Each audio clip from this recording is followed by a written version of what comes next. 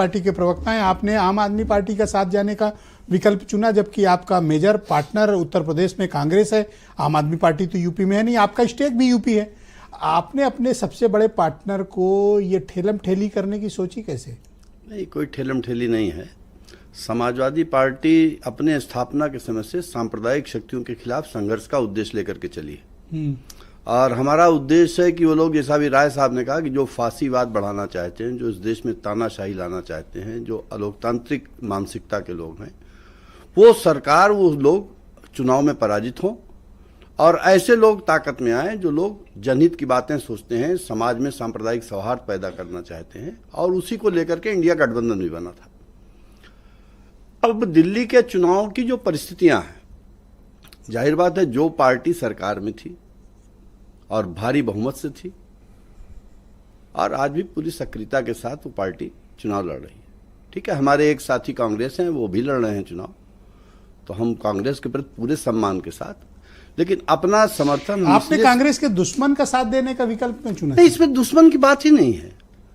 इसमें दुश्मनी, खुली दुश्मनी, ना, छोटी बुराई नहीं, दुश्मन की बात नहीं। छोटी बुराई, वो तो आपने साबित करने की कोशिश की, लेकिन वो राय साहब का वो आशय नहीं था। Anti national corrupt Ajay Maken.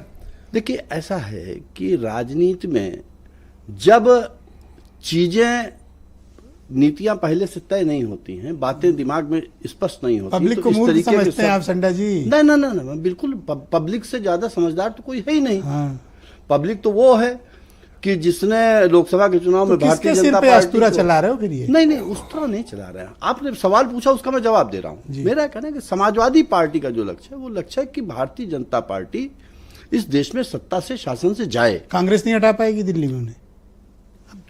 जिस पार्टी की सरकार रही पिछले 10 सालों से, और जिसके एक होता है कि चलो बंद में समर्थन दे दिया, आप बैंड बाजा के साथ रोज ताल ठोक के कह रहे हो कि आपका साथ देंगे, ये तो कांग्रेस की बेइज्जती करना होगा। समाजवादी तो खुल के खेलने वाले लोग रहे हैं, तो बेइज्जती खुल के करो ना। बेइज्जती की कोई बात ही नहीं, हमारा पूरा सम्मान है। आप पूछिए राय साहब, मैं आया स्टूडियो में, हमारे दुश्मन के घर बैठ के चाय पी रहे हो। किया राहुल जी इस देश के बड़े नेता। अच्छा, मान लो कि कोई मेरा दुश्मन है, बगल के प्लाट में रहता है घर बना के, आप मेरे घर नहीं आ रहे हो और रोज अनिला सिंह के घर बैठ रहे हो, तो मुझे बुरा नहीं लगेगा? नहीं लगेगा। अब देखिए, आप वही कर रहे हो, चिढ़ा रहे हो आप। नहीं, चिढ़ा नहीं रहे हैं हम तो। आप कांग्रेस को चिढ़ा रहे हो? ना, हम बिल्कुल नहीं चिढ़ा रहे हैं। आपको ऐसा लग रहा है या आप मुझसे कहलवाना चाह रहे हैं, लेकिन हम कांग्रेस को नहीं चिढ़ा रहे हैं। हम तो पूरी गंभीरता से, अभी अनिला जी जो अंताक्षरी सुना रही थी, कोई गाना है आपके पास?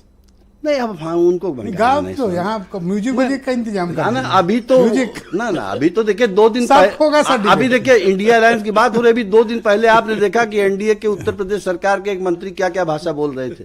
अच्छा, दुर्भाग्य से उस पर कोई डिबेट हो नहीं पाई। नहीं हुई थी सर, आप देखे नहीं, हमारे साथ जुड़े थे वो। अच्छा, संजय निषाद की बात कर रहे हो? नहीं, अभी वो पटेल जी, जिन्होंने, अरे उनका दुख तो बहुत, उस पर भी डिबेट थी बड़ा, और उस पर आपको बुला लेंगे अगली बार। आपको बड़ा इंटरेस्ट है पटेल जी में? नहीं। अच्छा, अजय राय ने अभी इसी चैनल पे आप डिबेट में देखा, जब डिबेट शुरू कर रहा था, एक स्टेटमेंट दिया।